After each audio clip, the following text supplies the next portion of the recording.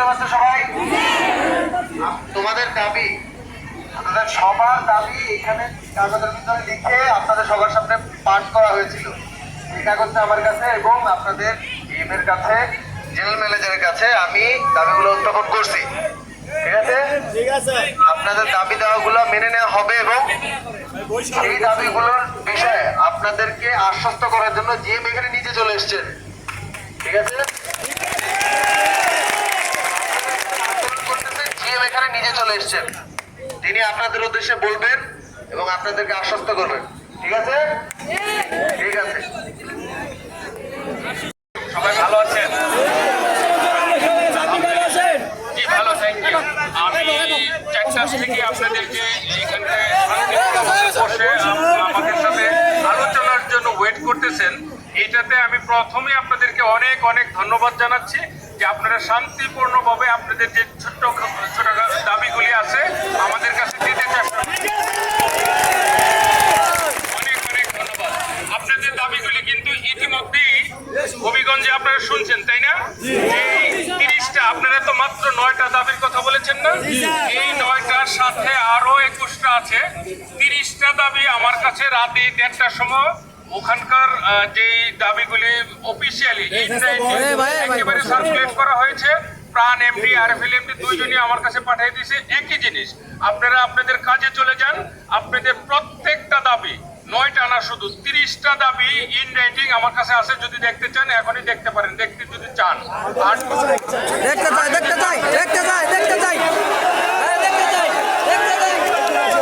ওকে, আপনারা কি আমাকে বিশ্বাস করেন না, কনফিডেন্স নেন না? ওকে, যে কোনো একজন আছেন, দেখেন যে আপনাদের যে 30টা দাবি, ওকে নো প্রবলেম, এই আমার কাছে সব আছে। প্রত্যেকটা দাবি, একটা মিনিট,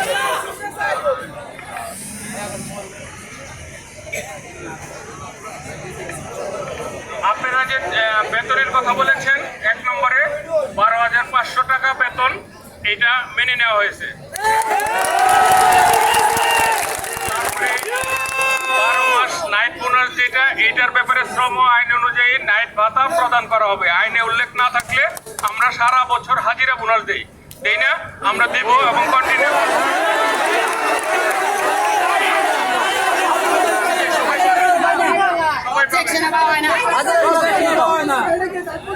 হাজিরা বোনাস 24 দিন যে পলিসি আছে ওইটা অনুযায়ী আপনাদেরকে দেওয়া হবে।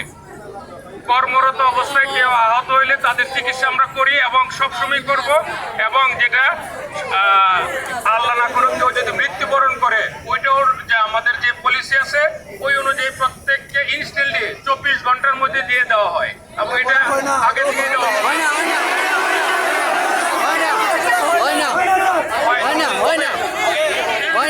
আছে আমার কাছে, দেখেন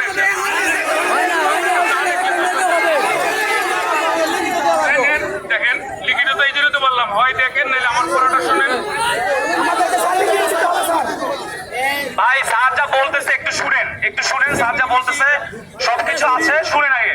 রাত 1:30টার সময় আপনাদের জন্য আমরা এই জিনিসটা করেছি অলরেডি। সব পুরা শুধু পিআইপিতে না, এইচআইপি, পিআইপি, ডিআইপি, আরআইপি অল ফ্যাক্টরিতে একই জিনিস প্রযোজ্য হবে। আপনাদের কোনো টেনশনের কারণ নেই। তারপরে আপনারা ওভারটাইম 67% নিশ্চিত করতে হবে। ওভারটাইমের হার সীমাবদ্ধ করতে পারবে না, এটা বলছেন। এটাও শ্রমিকের 8 ঘন্টার বাইরে যদি কেউ ডিউটি করে থাকে তাকে শ্রম আইন অনুযায়ী বেসিকের দ্বিগুণ হারে ওভারটাইম দেওয়া হবে। এটা হলো ওভারটাইম। প্রতি বছর ছুটির টাকা 100% নিশ্চিত করা।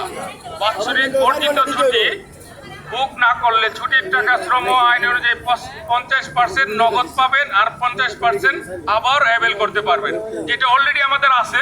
তারপরে আপনাদেরকে লিখিতভাবে এটা দেওয়া হয়েছে।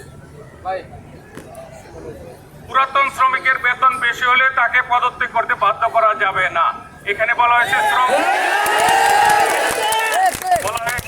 আইন অনুযায়ী কোন শ্রমিক অবসরে যাওয়ার অবস্থায় না থাকলে তাকে জোরপূর্বক বাদ দেওয়া হবে না।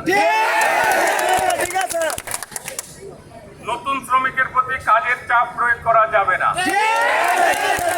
শ্রম আইন অনুযায়ী কঠিন কাজ না দিয়ে তাদেরকে যা শেখানো হবে।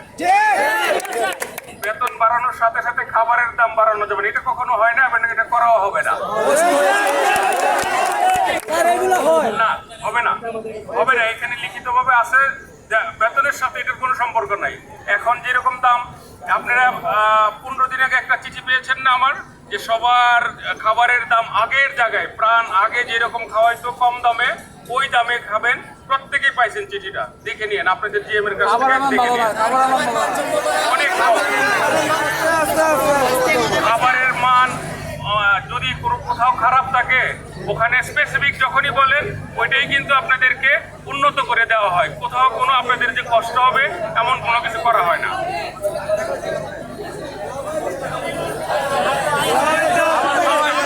প্লিজ ধৈর্য ধরে শুনেন।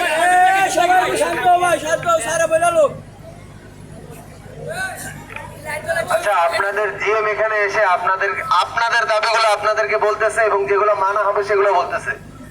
আপনারা সেই দাবিগুলোর উপর যদি চিল্লাচিল্লি করেন তাহলে এটা মানা যায়?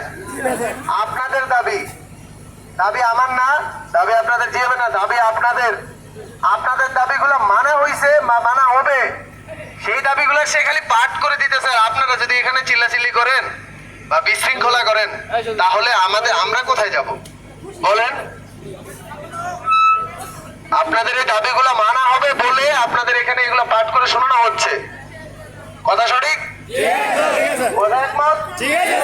তাহলে আপনি একটু ধৈর্য ধরে শুনেন, উত্তেজিত না হয়ে বা বিশৃঙ্খলা না করে আপনারা শুনেন। কথা পরিষ্কার? ঠিক আছে। তারপরে বলা হয়েছে বাৎসরিক ছুটি 42 দিন করতে হবে। এটা কিন্তু আমরা বাৎসরিক ছুটি 42 দিনের মতোই আছে, কারণ আপনারা 14 দিন সিক লিভ, 10 দিন সার্ভিস কি বলে ক্যাজুয়াল লিভ, তারপরে 18 দিন আনলিভ পান। টোটাল এটা করা আছে। আপনারা যেটা যেটা চাইছেন এখানে শুধু লিখিতভাবে দেওয়া আছে, মানা হয়েছে। দিবে, আপনি টেনশন করার কিছু নয়, অবশ্যই দিবে।